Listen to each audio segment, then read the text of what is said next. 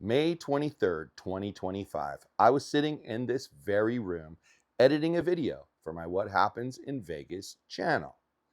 I was probably laughing at something I said on camera. And then my phone rang. It was my doctor, and I knew this wasn't going to be good news because he never calls.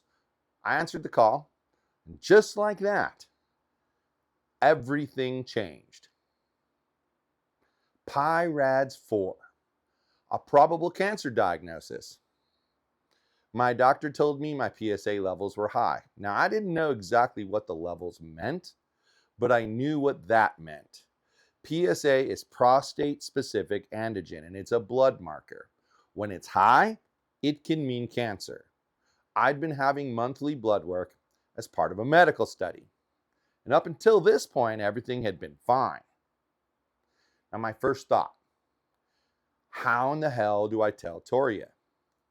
How do I explain this to my kids without scaring them? Because my wife, she means everything to me. My children, grown now, but they're still my babies. And I didn't even feel fear. Not at first, anyway. Just shock. My doctor scheduled me for a prostate MRI. Now, if you've never had one, let me tell you, it's not exactly a calming experience. You see, the machine, it's loud. The test, it's long. And the whole thing forces you to be alone with your thoughts. Now, this thing took 35 minutes. And the entire time, I was laying there hoping that they'd find nothing. Well, I was lucky in one sense. My head didn't have to go in the tube, and that helped. But emotionally, I was spinning. I kept thinking, what if? What if this is cancer?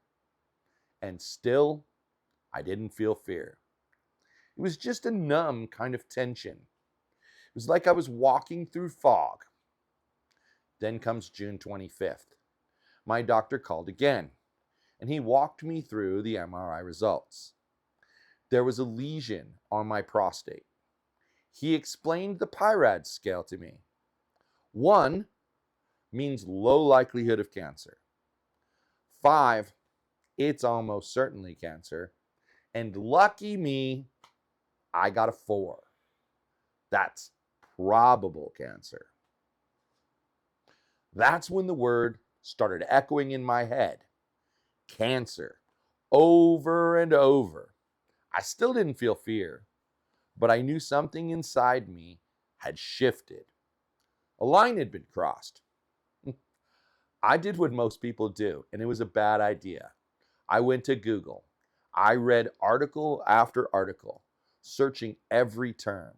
I read about biopsies. I read about treatment. I looked up survival rates, and still, no tears. I didn't panic.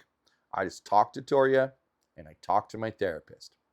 I processed, or at least I tried. I knew I had to tell my kids. My oldest daughter, who lives in Australia, seems to have taken it the hardest.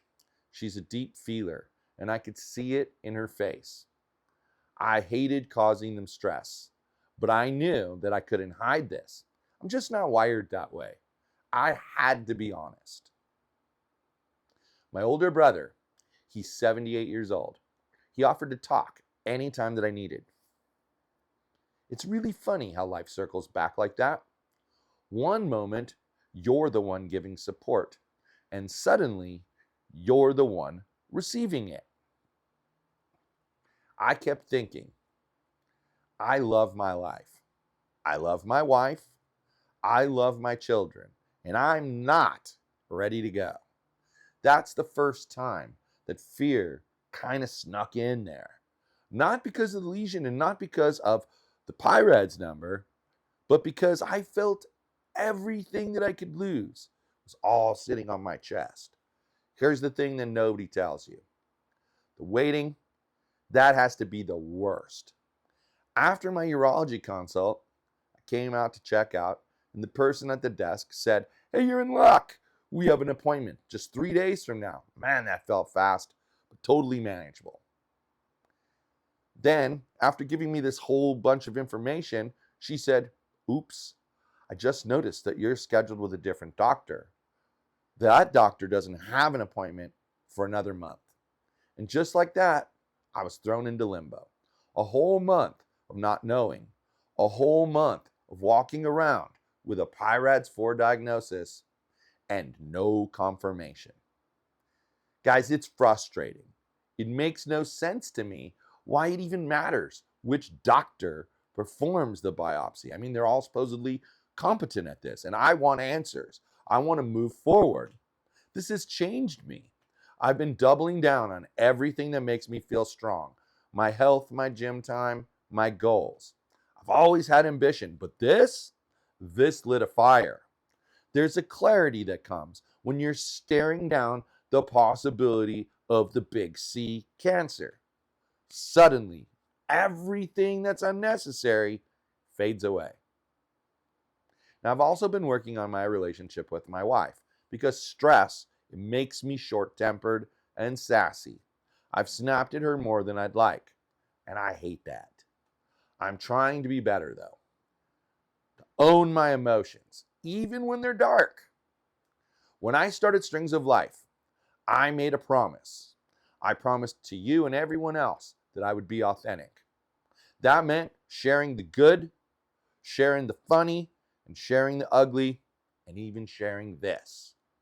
I didn't want to wait until I had a definitive diagnosis.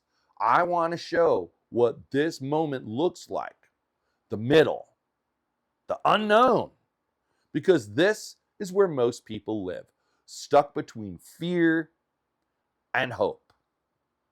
Now, I want other men to see that you can be vulnerable. You can talk about your fear, because that's not weakness, guys. That's real strength. That's connection. That's life. Now, if you're over 50 and you haven't had a PSA test, get one done. Don't wait. If your doctor brings it up, listen. And if you get news that you didn't expect, talk to someone. Don't just lock it away. Don't pretend to be invincible like some big warrior. Talk to your partner. Talk to your family. Be real. Because when you let people in, you don't have to carry that weight alone. Now, I don't know what's going to happen next year. I really don't. But I do know this. I'm not hiding. I'm not going through it alone. If you're walking through something like this, I see you.